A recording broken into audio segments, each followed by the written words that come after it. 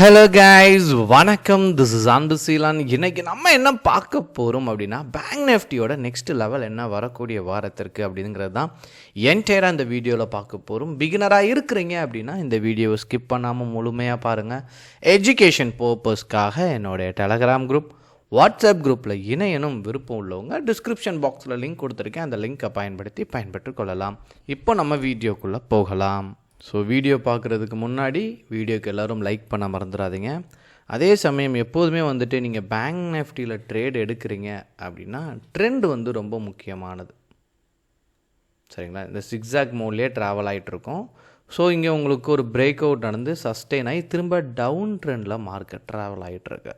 சரிங்களா? டவுன் ட்ரெண்டில் இருக்கும்போது பைக்கு ட்ரை பண்ணுறத கொஞ்சம் அவாய்ட் பண்ணுங்கள் வரக்கூடிய வாரத்திற்கு. சரிங்களா? வரக்கூடிய நாட்களில் நீங்கள் லெவல் அப்படின்னு நீங்கள் எடுத்துக்கிட்டீங்க அப்படின்னா,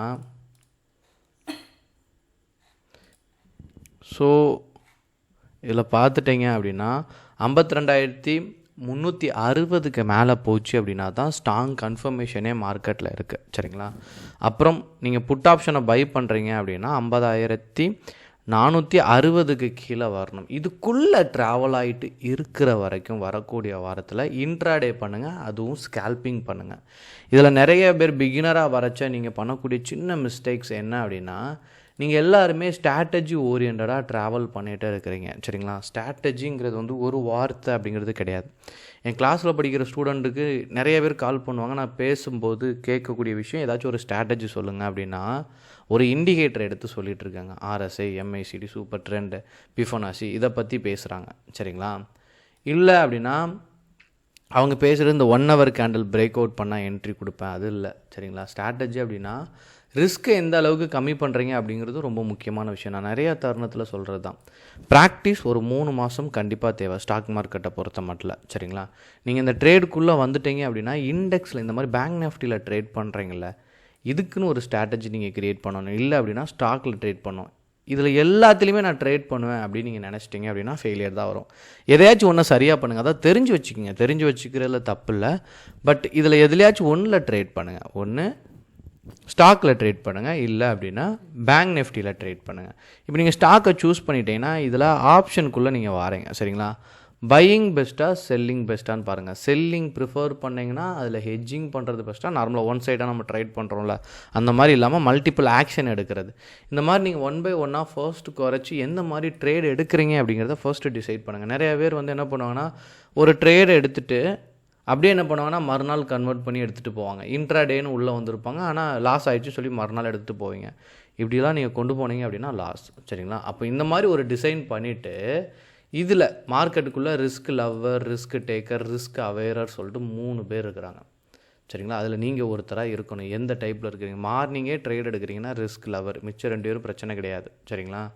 இந்த ரிஸ்க் லவ்வர் அப்படிங்கிறது தான் நிறையா நாலேஜோட மினிமம் ஒரு 5 years ஆச்சு எக்ஸ்பீரியன்ஸ் இருக்கணும். நீங்கள் நிறையா தருணத்தில் யோசிச்சு பாருங்கள். ஒரு ட்ரேடை எக்ஸிக்யூட் பண்ணுறீங்கன்னா மார்னிங்கே நிறைய பேர் க்ளோஸ் பண்ணிவிட்டு வெளில போயிடுவாங்க. சரிங்களா? அது ரொம்ப தவறான விஷயம்.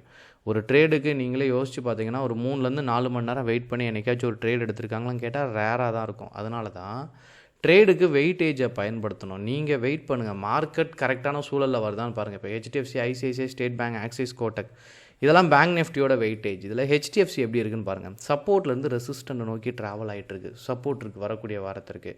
ஆனால் ICICI பேங்க்கை பார்த்தீங்க அப்படின்னா, சரிங்களா, ரெசிஸ்டன்ட்லேருந்து சப்போர்ட்டை நோக்கி வந்துட்டுருக்கு. ஸோ இன்னும் கீழே வரைக்கும் தான் வாய்ப்பு இருக்குது. இன்னும் பையரும் செல்லரும் ஈக்குவலாக இருக்காங்க. டவுன் ட்ரெண்டில் தான் இருக்குது. அப்புறம் பார்த்தீங்கன்னா SBIN டவுன் ட்ரெண்டில் இருக்குது.